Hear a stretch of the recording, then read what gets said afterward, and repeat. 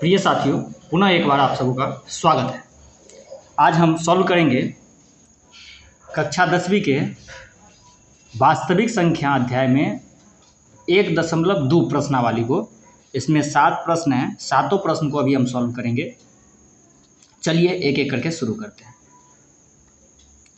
देखिए, पहला जो सवाल है उसमें कह रहा है अभाज्य गुणनखंड इस सब का निकाल लिए। 5 सवाल है, पांचों का कह रहा है अभाज्य गुणनखंड निकालिए। तो अभाज्य गुणनखंड निकालिएगा, इससे पहले तो ये बताइए कि अभाज्य क्या होता है। अभाज्य, इसको तोड़िए थोड़ा, इसको तोड़िएगा तो क्या होगा, ये अ प्लस भाज्य। जैसे सत्य में अगर अ जोड़ देते हैं तो असत्य हो जाता है, तो मतलब सत्य का उल्टा। इसी तरह भाज्य में के पहले अ आ गया है, मतलब अभाज्य, जिसमें भाज्य नहीं होगा। तो कहने का मतलब ऐसा संख्या अभाज्य संख्या को कहते हैं। जैसे कि कोई संख्या ऐसा है, संख्या कोई ऐसा है जो अभाज्य संख्या हो, कहेंगे हाँ ऐसा संख्या है, उस संख्या को बोलते हैं अभाज्य संख्या। क्या कहते हैं इसको? अभाज्य संख्या। तो अभाज्य संख्या किसको कहते हैं? जैसे कोई संख्या, जैसे 2 है, इस 2 में किससे भाग लगेगा? तो या तो 1 से लगेगा या 2 से लगता है। कहते मतलब कोई तीसरा संख्या है ये नहीं है जिसमें इससे भाग लगे। 1 से तो सब में भाग लगता है, और उसी तरह से अपने आप से भी सब में भाग लगता है। तो इसको छोड़ दो, अब बताओ कोई संख्या है ऐसा? तो कहेंगे, तो बताए 2 अभाज्य हो गया। 3, कहेंगे हाँ 3 भी अभाज्य है।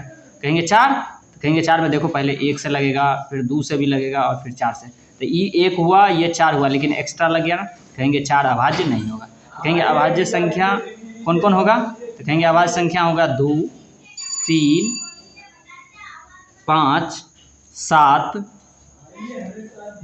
9 नहीं होगा। क्यों नहीं होगा? 9, 3 से भाग लगेगा, तो 9 नहीं होगा। तो क्या होगा? 9 नहीं होगा, 11। इस प्रकार से अभाज्य संख्या 11। और क्या होगा? तो 13, और क्या होगा? 17, 19, 23, 29, ऐसे करके अभाज्य संख्या होगा। ठीक है, तो चलिए अब अभाज्य गुणनखंड बनाते हैं। पहला सवाल, तो सवाल पहला क्या है? देखिए, प्रश्नावली 1.2, प्रश्नावली 1.2। इस प्रश्नावली 1.2 को में पहला सवाल है, कह रहा है 140 का अभाज्य गुणनखंड लिखें। तो कहेंगे 140 का अभाज्य गुणनखंड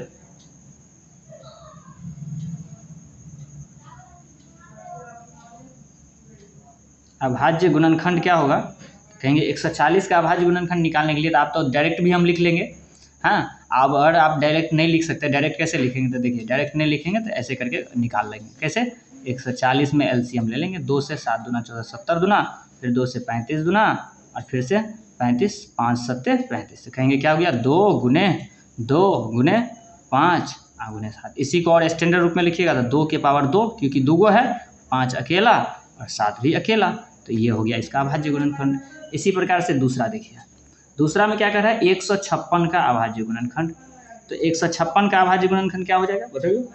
तो फिर से अगर आपको नहीं अगर लग रहा है तो 156 का निकालिए। तो 2 से भाग देंगे तो 7 दूना 14, 1 इसमें से बच गया 8, तो 9 दूना 18। फिर से बताइए आप कितना से लगेगा इसमें? तो कहेंगे भाई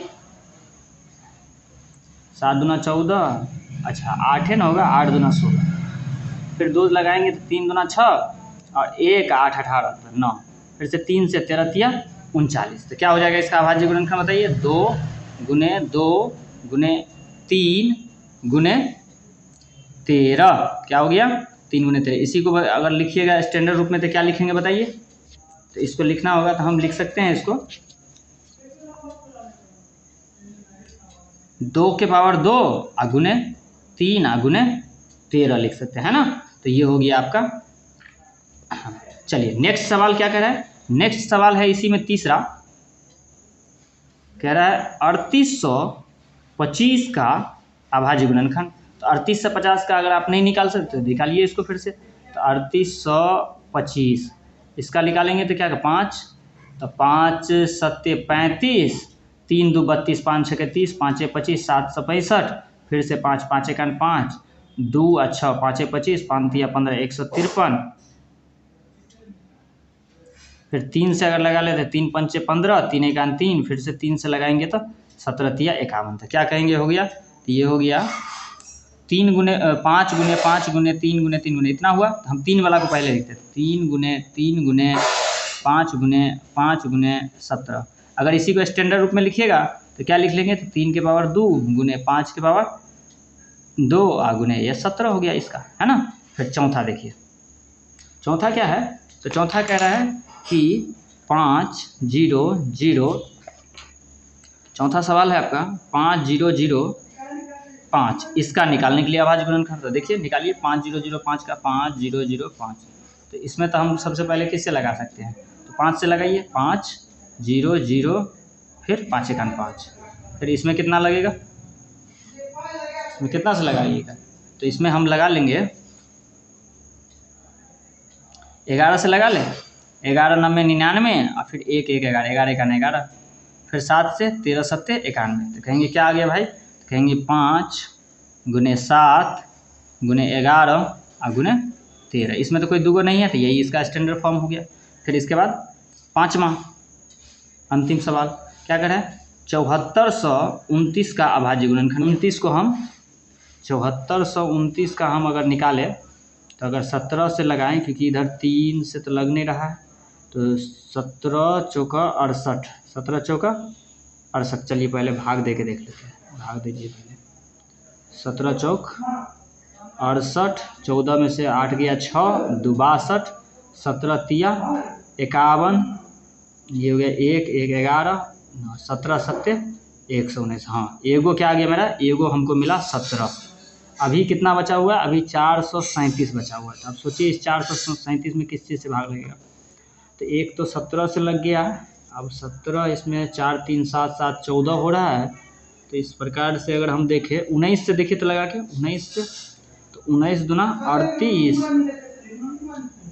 तो ये हो गया कितना? 13, 13 में से 8 गया, 13 में से 8 गया तो 8 5 13 5, और ये हो गया तो 0 57, 19 तिया 57। चलिए लग गया। तो ये कितना कितना आया? देखिए 17 आया, 19 आया और 23 आया। तो देखिए ये सब सवाल हम इसको ऐसे गुणनखंड इसका लिख लिए। तो ये हो गया अभाज्य गुणनखंड आपका। ये समझिए एक में, ये देखिए सवाल नंबर 1 में पहला दूसरा तीसरा चौथा और पाँचवा था, तो ये पाँचों का अभाज्य गुणनखंड हमने इस प्रकार से लिख लिया। चलिए अब चलते हैं सवाल नंबर, देखिए सवाल नंबर 2 क्या कर रहा है? पूर्णांक में HCF LCM ज्ञात करना है। क्या करना है? HCF और LCM ज्ञात करना है। 1 2 और 3 गो सवाल है इसमें, और इसमें क्या कर रहा है? 2 संख्याओं का गुणनफल इतना है। तो ये फार्मूला भी आपको याद रखना है कि 2 संख्याओं का गुणनफल क्या होता है? बराबर HCF गुने LCM होता है। तो इसको याद भी रखना है और जाँच भी करना है। तो चलिए सबसे पहले इसका HCF और LCM निकालेंगे। तो चूँकि इस चैप्टर में हम अभाज्य गुणनखंड निकाले हैं, तो HCF और LCM भी अभाज्य गुणनखंड विधि से ही निकालेंगे। तो चलिए सवाल 1.2 में हम क्या करते हैं? तो दूसरा का पहला, तो इसमें है पहला सवाल दिया हुआ है 26 और एक दिया हुआ है 91। तो 26 का अभाज्य गुणनखंड क्या होगा? तो 13 दूना 26, 2 गुने 13, और इसका हो जाएगा 13 7 91, तो 13 7। अब कहेंगे इसका HCF कितना होगा? कहेंगे इस दोनों में ये जोड़ा मिल रहा है, तो अतः इसीलिए HCF बराबर हो गया कितना? 13। जो दोनों में आ जाता है उसी को HCF बोलते हैं, highest common factor. Highest common क्या है दोनों में? और LCM क्या हो जाएगा? LCM हो जाएगा तो ये तो जो दोनों में है वो रहेगा, और उसके अलावा जो शेष बच गया वो भी होगा। 7 तो गुना करिए कितना हो गया? 13 दूना 26 और 26 7 26 7, 7 6 42, 4 7 दूना 14 4 18, 182 ये आ गया। अब करें इसकी जांच करिए इस विधि से, तो जांच करिए। चलिए जांच कैसे करेंगे? तो जांच के लिए क्या बोला है? 2 संख्याओं का गुणनफल बराबर HCF गुने LCM, है ना। तो 2 संख्याओं का गुणनफल क्या है? 2 संख्या में एक संख्या है 26 और दूसरा संख्या है 91, और इधर क्या है? HCF कितना आया? 13, और LCM कितना आया? 182। अगर इसका गुना और इसका गुना अगर बराबर हो गया तो इसका मतलब मेरा सवाल तो सही है। तो चलिए इसका गुना करते हैं। तो 26 को गुना करिए 91 से, तो करेंगे तो कितना होगा? 26 और 9 6 54 5 और 9 दूना 18, 18 5 23, ये हो गया 6 6 3 2, ये हो गया कितना 2366 आ गया ये। और चलिए इधर वाला देखते हैं, तो इधर गुना करके देखिए, इधर वाला का है 182 और 13 को गुना करना है, तो 3 दूना 6 और 8 3 24, हासिल 2 और 3 आ 2 5, और इधर 182, तो ये हो गया 6 6 8 5 13 और 1 1 2 2366। तो देखिए ये भी 2366, ये भी 23, दोनों तरफ अगर बराबर हो गया तो क्या कहेंगे, सिद्ध हुआ, सिद्ध हुआ या साबित हुआ। इसमें क्या कर रहा है, जांच करने के लिए ना, तो क्या कर सकते हैं, सिद्ध हुआ, साबित हुआ या जांच हुआ। तो ये हो गया पहला सवाल, ये रफ हम यही कर लिए हैं। अच्छा इसको तनी अच्छा नहीं लग रहा ना, रफ आप लोग साइड में करिएगा, है ना, ये रफ यहाँ पर जो है ना हम इसी में कर लिए हैं, ये रफ ऐसे नहीं करिएगा, है ना, रफ साइड में करिएगा। चलिए दूसरा सवाल लेते हैं। दूसरा सवाल है 510 और है 92। तो 510 और 92 का फिर से हम क्या करेंगे, अभाज्य गुणनखंड निकालेंगे। तो 510 का कितना गुणा अभाज्य गुणनखंड होगा, ये 2, ठीक है। तो चलिए निकाल के देख लेते हैं। तो यहाँ पर चलिए रफ कर लेते हैं हम 510। तो 510 का अगर हम करेंगे क्या 2 से, तो 2 दूना 4, 2 पंचे 10, 2 पंचे 10, ठीक है। अब 3 से, तो 3 अट्ठे 24 और 3 पंचे 15 85, 5 से 17 पंचे 85, तो क्या आ गया 2 गुने 3 गुने 5 गुने 17। और इसका 92 का अगर लेंगे तो 2 गुने, तो 92 का इसका भी निकाल लीजिए, तो 2 से, तो ये 4 दूना 8, 6 दूना 12, फिर से 2 से 23 दूना 46, तो कहेंगे ये 2 गुने 23। तो इसका HCF कितना आया, HCF कितना आया, HCF आया 2।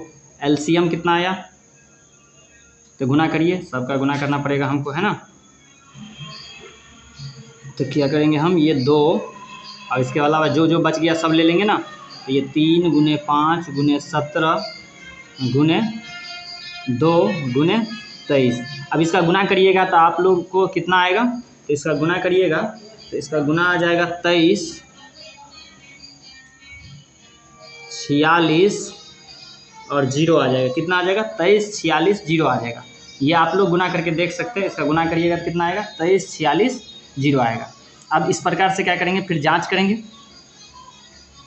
जांच क्या करेंगे, लिखेंगे 2 संख्याओं का गुणनफल क्या होता है, LCM गुने HCF। तो LCM HCF क्या करेंगे हम, इधर LCM की जगह 23 460, HCF की जगह क्या रखेंगे 2, इधर गुणनफल की जगह क्या रखेंगे 510 गुने 92। तो इसका गुना करके अगर आप देखिएगा तो सेम टू सेम दोनों तरफ बराबर हो गया, तो कहेंगे क्या हुआ, सिद्ध हुआ, है ना। क्या लिखेंगे, सिद्ध हुआ। ये आप कर लीजिएगा, बराबर ही आएगा, इसमें नहीं आने का कोई सवाल ही नहीं है। चलिए अब चलते हैं हम सवाल नंबर, इसी में और सवाल है, इसी सवाल 2 में तीसरा नंबर सवाल है ना। तीसरा क्या है, इसका HCF और LCM निकालना है ना, और उसका फिर जांच भी करना है। तो ये हो गया 300 मेरा 36 और फिर 54। तो 336 का अगर हम तोड़े, अभाज्य गुणनखंड निकालना तो सीख चुके हैं, तो इसका हो जाएगा 2 गुने 2 गुने 2 गुने 2 गुने 4 2 और फिर 1 3 और 1 7, है ना। और इसका अभाज्य गुणनखंड क्या हो जाएगा, 2 गुने 3 गुने 3 गुने 3, है ना, इतना हो जाएगा। तो ये जो हो गया, तो इसमें हम देखें तो ये कॉमन है और एक 3 कॉमन है ना, 3 कॉमन है।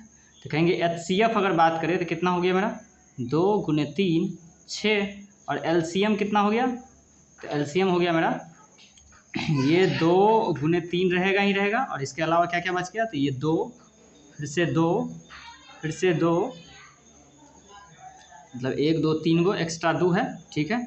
इधर एक्स्ट्रा 7 है और इधर से 2 3 और है। तो इस पूरा का अगर गुना कर लेंगे हम, तो मेरा LCM कितना आ जाएगा, तो मेरा LCM कुछ आ जाएगा इस प्रकार से कि 3024, अगर आप गुना करके देखिएगा तो इतना आ जाएगा आपका। अब फिर क्या करना है, जांच करना है। तो जांच करने के लिए हम क्या करेंगे, जांच के लिए हम कहेंगे 2 संख्याओं का गुणनफल बराबर क्या होता है, HCF गुने LCM। तो दो संख्याओं का गुणनफल के माने दो संख्या कौन कौन सा है, तो 336 गुने 54 और HCF कितना निकाले हैं 6 और LCM कितना निकाले हैं तो 3024। अब ये दोनों का गुना करके देखिए, दोनों तरफ बराबर ही आएगा, तो ये हो गया आपका सिद्ध हुआ, है ना, सिद्ध। यहाँ लिख लीजिएगा कि कितना आया इन दोनों गुना करके, ठीक ना। चलिए ये हो गया आपका एक बात। चलिए अब सवाल नंबर बात करेंगे हम किसका, ये सवाल नंबर 3 कह रहे हैं अभाज्य गुणनखंड विधि द्वारा HCF और LCM निकाले। इसमें कह रहा था कि सिर्फ LCM और HCF बोला था, मतलब किसी भी विधि से निकालिए। इसमें स्पष्ट रूप से कह दिया है कि अभाज्य गुणनखंड विधि से ही निकालना है। इसमें नहीं बोला फिर भी हम अभाज्य गुणनखंड विधि से ही निकाले। क्यों निकाले, क्योंकि इस चैप्टर में अभाज्य गुणनखंड ही सबसे पहले पढ़े थे, इसीलिए इसी विधि से निकाले। चलिए इसमें भी 3 सवाल है, तो है पहला सवाल है 3 का पहला कह रहा है कि 12, 15 और 21 का अभाज्य गुणनखंड विधि द्वारा LCM और HCF निकालना है। इसमें जांच नहीं करना है, दूसरा में जांच करना था। इसको 2 गुने 3 लिखेंगे, 2 दूना 4 तिया 12, इसको लिखेंगे 3 गुने 5, 5 तिया 15 और ये क्या हो जाएगा 3 गुने 7, 3 सत्ते 21। तो अगर बात करेंगे HCF कितना हो गया, तो कितना हो गया, तो केवल 3 है ना, तो ये HCF हो गया। LCM कितना हो गया, तो ये 3 तो होगा ही होगा, इसके अलावा ये 2 और फिर से ये 5 और फिर से ये 7, कितना हो गया 3 दूना 6, 6 दूना 12, 5 60, 60 6 7 सत्ते 420। अब गुना करके देख लीजिए इसका कितना हो जाएगा, तो 5 दूना 10 दूना 20, 20 तिया 60, 60 6 सत्ते 42, 4 7। ये हो गया आपका पहला सवाल। चलिए 3 का दूसरा देखते हैं। 3 का दूसरा देखिए क्या कर रहा है कि 17, 23 और 29 का LCM और HCF निकालना है। तो 17, 23 और 29, 17 का क्या लिखेंगे, तो अभाज्य गुणनखंड होगा ही नहीं, तो नहीं कुछ होगा तो गुना 1, 23 का भी कुछ नहीं होगा तो गुना 1 और 29 का भी कुछ नहीं होगा तो गुना 1। तो कहेंगे अगर इसका HCF पूछेंगे, कहेंगे HCF इसका क्या होगा, तो HCF हो जाएगा 1, जिसका कुछ नहीं है उसका क्या हो, सब में तो गुना 1 है ना, तो 1 हो गया। LCM क्या हो जाएगा, तो LCM हो जाएगा 17 गुने 23 गुने 29, कितना हो गया, गुना करिए, तो इसका गुना हो गया 23 460। इसका गुना करके आप देखिएगा तो ये क्या हो जाएगा 23 460 आएगा, ठीक है। चलिए तीसरा सवाल, तीसरा सवाल क्या है, कह रहे 8, 9 और 25। इसका 8 का क्या हो जाएगा 2 गुने 2 गुने 2, 9 का हो जाएगा 3 गुने 3 और गुने 25 का हो जाएगा 5 गुने 5। इसमें भी देखिए एक भी कॉमन नहीं है, तो जिसमें नहीं कॉमन है तो क्या है, एक तो है ना कॉमन, तो ये हो गया इसका HCF कितना हो गया, तो इसका HCF हुआ 1 और LCM क्या हो गया, तो LCM हो गया, तो LCM हो जाएगा तो क्या हो जाएगा, इस पूरा को गुना करिए तो 2 गुने 2 गुने 2 गुने 3 गुने 3 गुने 5 गुने 5, 5 25 तिया 75, 75 तिया, पूरा गुना जब करिएगा तो इसका आ जाएगा आपका कितना आ जाएगा, इसका आ जाएगा 1800, ठीक है। HCF तो 1 होगा ही होगा, है ना। तो ये जो है आपका, अच्छा 1 सेकंड, 5 25, 25 चौका 100, ठीक है, 3 तिया 9 दूना 18, हाँ बिल्कुल ये ठीक है। इसमें कुछ गड़बड़ी बुझा रहा है ना, 1 सेकंड। 23 को अगर 17 से गुना करेंगे, गुना करके देख लेते हैं, हमको लगता है कुछ गड़बड़ होगा कि 7 तिया 21, 1 नंबर 9 9 होना चाहिए लास्ट में, ये गड़बड़ बुझा रहा है। ये जो गुना किए है तो देखिए इसका हो जाएगा आपका 17 को 23 से अगर गुना करेंगे तो 3 सत्ते 21, 2 3 और 3 2 5 और ये हो जाएगा 7 दूना 14, इसलिए 1 2 1 3 हो जाएगा 1 9 3 और इसको फिर से हम क्या करेंगे 29 से गुना करें तो 9 9 में 81, 8 9 तिया 27, 27 और 8 35, 2 9 दूना 18, 3 दूना 6 1 7, तो हो जाएगा 9 3 8 और 5 13 और हो गया 7 और 3 10 और 1 11, 11,339, कितना हो गया 11,339। तो इसका कितना हो गया 11,339, ये हो जाएगा इसका आपका LCM। तो ये यहाँ तक में आपको कोई दिक्कत नहीं होनी चाहिए। चलिए अब बात करते हैं सवाल नंबर 4 5 6 7। चलिए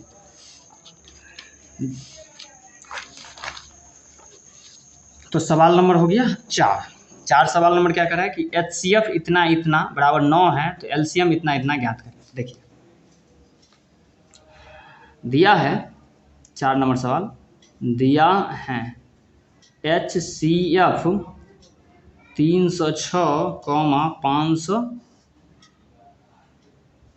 657, 9 दिया है, ठीक है। तो हमको LCM निकालना है। तो क्या करेंगे, इसके लिए सबसे पहले हम देखिए ये जो HCF दिया है इसमें 2 संख्या दिया है, तो इसका मतलब ये क्या हो गया, पहला संख्या भी हमको दे दिया, समझिए पहला संख्या क्या दे दिया, तो इसी ये दोनों पहला दूसरा संख्या है, तो 306 और दूसरा संख्या क्या हो गया 657। तो हम इसको क्या करेंगे, फार्मूला से निकाल लेंगे आसानी से। क्या होता है, 2 संख्याओं का गुणनफल बराबर HCF गुने LCM होता है ना। 2 संख्याओं का गुणनफल क्या कहते हैं, तो ये 306 पहला संख्या और दूसरा संख्या कितना हो जाएगा 657, HCF कितना है 9, तो LCM कितना हो जाएगा, हो गया। अब इसीलिए 306 गुने 657, 9 से भाग दे देंगे हम, इधर हो जाएगा LCM, ठीक है। तो इसमें भाग दीजिए, काटिए, 9 से अगर काटे 9 सत्ते 63, 63 और 2 और 7, 9 तिया 27, तो 73। तो इसीलिए LCM बराबर हो गया 306 और इसमें गुना करेंगे 73 से, गुना करिए 306 को अगर 73 से गुना करेंगे, 6 3 18 और 9, 7 6 के 42 और 7 तिया 21, 8 3 9 4 13, 1 1 2 और ये तो 2 ही है, तो 22 कितना हो गया, ये हो गया 22,338। कितना हो गया 22,338।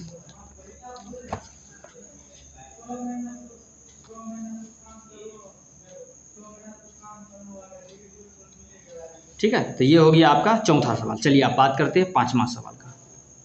समझिए आप चैप्टर खत्म हो गया, 5 में क्या जाना है। देखिए कह रहा है जांच कीजिए कि किसी प्रकृति संख्या n के लिए 6 टू दी पावर n 0 पर समाप्त, पूछ रहा है, ये सवाल समझने वाला है। 6 टू दी पावर n कभी भी 0 पर समाप्त होगा कि नहीं होगा, ये पूछ रहा है कि होगा कि नहीं होगा। तो आप समझिए 6 टू दी पावर n को हम क्या लिख सकते हैं, 2 गुने 3 इसके पावर n लिख सकते हैं, हम लिख सकते हैं नहीं लिख सकते, लेकिन 0 पर समाप्त होने के लिए 2 गुने 5 के पावर 0 n होगा, तब ये 0 पर समाप्त होगा। तो कहिए हम जानते, इसमें भाषा लिखना पड़ेगा, हम जानते हैं कि कोई संख्या 0 पर तब समाप्त होती हैं जब 2 गुने 5 के पावर 0 n होती हैं,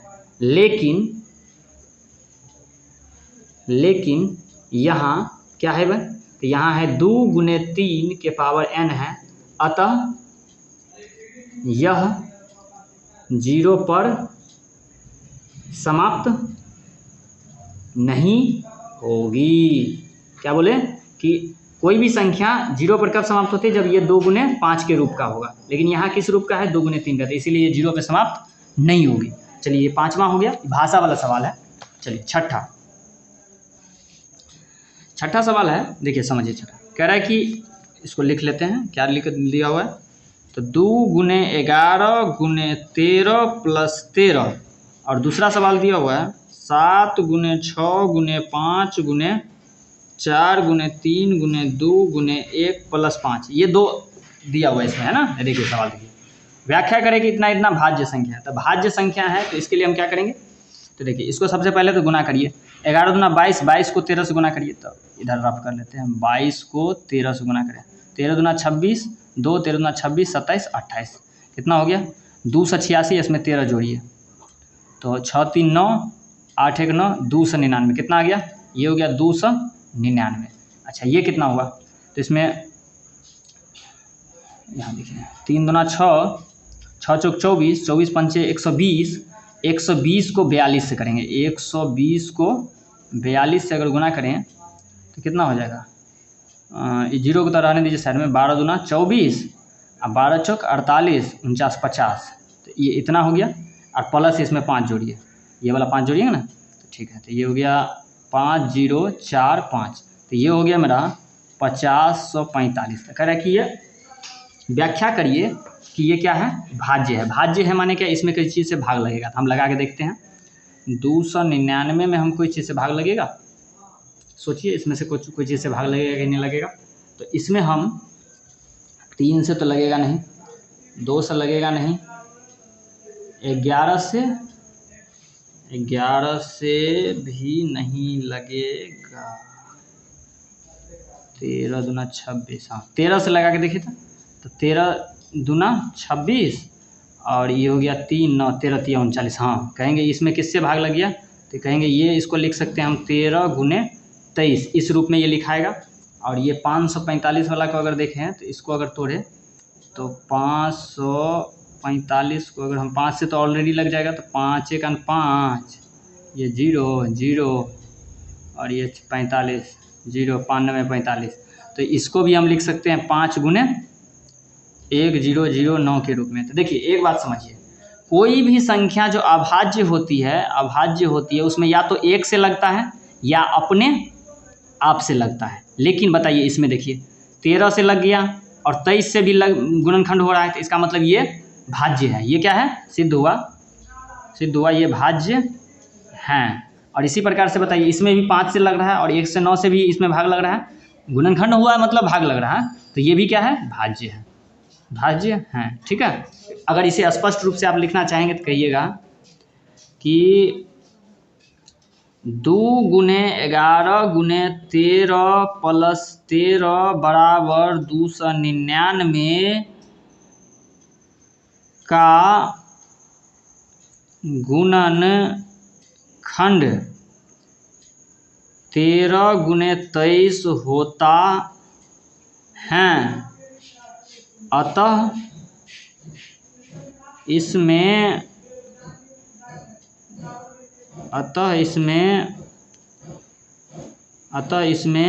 एक और अपने आप को छोड़कर दूसरी संख्या से भी भाग लगता है या फिर 2 से अधिक गुणनखंड है, इसलिए यह भाज्य संख्या है। क्या बोले, इसीलिए यह भाज्य संख्या है। ठीक है, चलिए तो ये वाला सवाल आपका समझ में आ गया कि इसमें देखें गुना कर दिए पहले तीनों का, फिर इसको जोड़ दिए और जोड़ करके देखें कि इसमें एक और अपने आप को छोड़ करके कोई और चीज़ से भाग लगता है कि नहीं लगता है। तो आंसर आया कि हाँ लगता है, इसीलिए ये क्या हो गया, भाज्य हो गया। अब चलिए एक सवाल और है, ये सवाल थोड़ा बड़ा दिखने में लग सकता है लेकिन बहुत आसान है। कह रहे किसी खेल के मैदान के चारों ओर, देखिए कोई खेल का मैदान है उसके चारों तरफ ऐसा वृत्ताकार पथ बना हुआ है। ठीक है, तो कह रहा है ये जो वृत्ताकार पथ है इस मैदान के चक्कर लगाने में सोनिया मान लीजिए यहाँ से ए से चक्कर लगाना शुरू किया,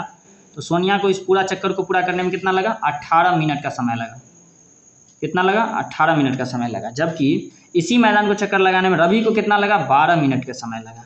तो कह रहा है कि भाई वो दोनों पुनः कब मिलेगा। मान लीजिए सोनिया यहाँ से चक्कर लगाना शुरू किया, रवि भी यहीं से स्टार्ट किया, तो सोनिया इसको 18 मिनट में पूरा किया, रवि उससे ज़्यादा तेज़ दौड़ा तो वो 12 मिनट में पूरा कर लिया।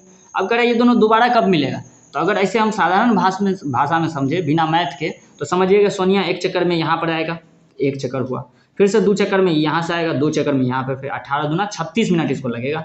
इसी तरह से और इसी प्रकार से ये रवि क्या करेगा, 1 मिनट में ये 12, एक चक्कर हो गया, फिर से दोबारा आएगा, फिर से 12 और फिर से ऐसे लगाएगा। तो कहेंगे ये 3 चक्कर लगाएगा तो यहाँ पर पहुँचेगा, और ये 2 चक्कर लगाएगा तो इसको 2 चक्कर में कहने का मतलब 36 मिनट लगेगा, और इसको 3 चक्कर में 36 मिनट लगेगा। तो 36 मिनट में ये दोबारा फिर से मिल जाएगा। ये 2 चक्कर लगाएगा तब तक ये 3 चक्कर लगा लेगा, तो ये दोनों मिल जाएगा। लेकिन इसको सवाल के विधि से कैसे बनाएंगे, तो देखिए सवाल ऐसे बनाएंगे, लिखेंगे पहली संख्या बराबर 18, दूसरी संख्या बराबर 12, 2 संख्या दिया हुआ है 18 12 या समय कह लीजिए। अब कहेगा पुनः कब मिलेगा,